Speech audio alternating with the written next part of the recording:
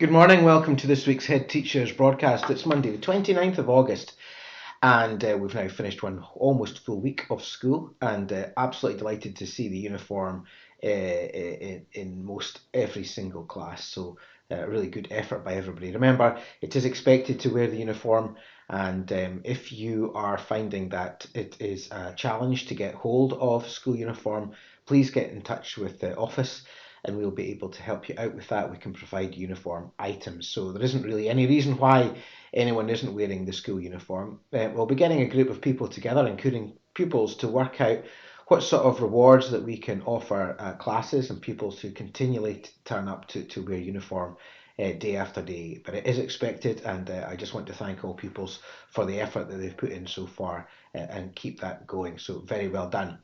So on that theme, it won't have escaped you that when I asked you to all take a photograph of yourselves in squad, the main theme was to almost check if you were wearing uniform, and those photographs with pupils in uniform across the school in squads was absolutely fantastic. Really pleased with the number of photographs that were taken, and that there was absolutely an outstanding effort made by squads. I was really impressed with the squad Johnny Depp, Macmillan, Burns, to name but a few. And the competition was so fierce for the best photograph. There are actually a third, second, and first place this week. And all three squads will get chocolate in their squads later on this week. So in third place, with a really good, clear, crisp photograph where the pupils were almost perfect in their uniform, was squad Teresa. So very well done to them. In second place, with a really summery, sunny photograph with a lot of effort put into it, was squad Obi-Wan Kenobi. So they all are in second place and they were the runners up. But the winning photograph of the smartest, most immaculate squad was squad Churchill. So very well done to them.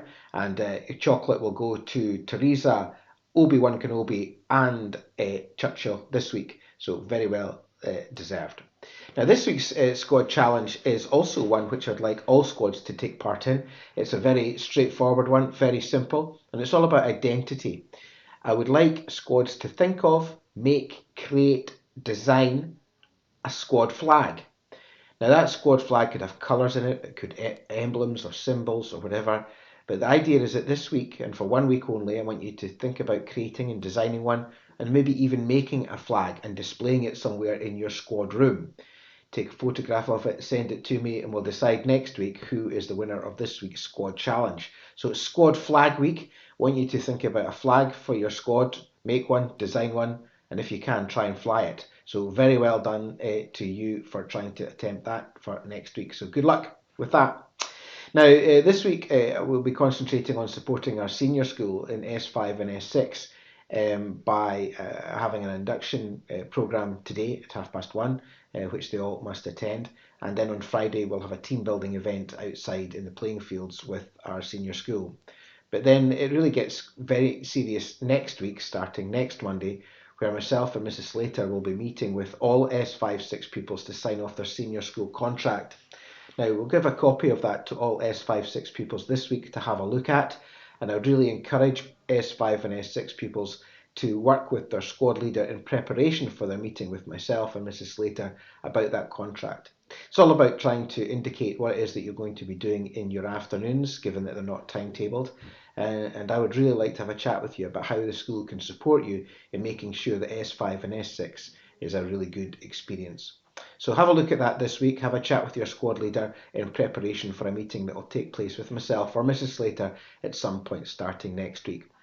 I also would encourage S5 and S6 pupils to make time to have a look at our Collaborative Connections website, which has got lots of information on it about apprenticeships and part-time jobs and indeed full-time jobs. For example, there are apprenticeships at the moment available at Westhill Swimming Pool, Cruden Bay Golf Club, Ace Winches, Boots the Chemist, the Galley for a trainee chef, and Johnston's in Elgin, amongst many more.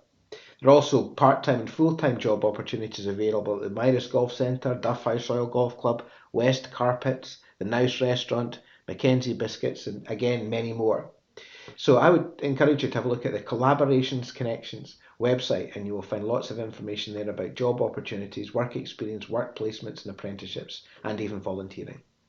Okay, so that's all for me. Good luck with those flags, and I look forward to seeing them next week and announcing next week's squad winner. One final thing is that the Squad Fantasy Football League is now up and running. It won't start until next week. We've got until the 3rd of September to register.